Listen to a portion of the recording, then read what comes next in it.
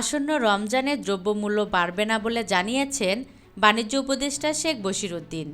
তিনি বলেন, দেশে আমদানি ব্যবস্থা ও মজুদ যথেষ্ট আছে। ইনশাআল্লাহ রমজান উপলক্ষে কোনো সমস্যা হবে না।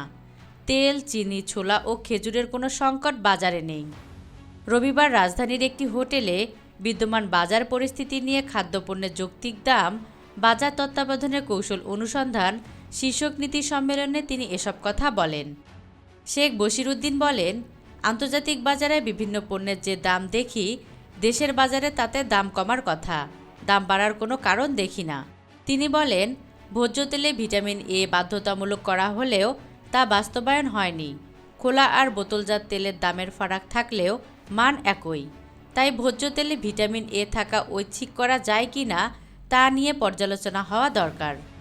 সবাইকে খোলা তেল খাওয়ার পরামর্শ দিয়ে বাণিজ্য উপদেষ্টা বলেন, খোলা তেল খেলেও সমস্যা নেই, আমার বাসায়ও খোলা তেল কেনা হয়।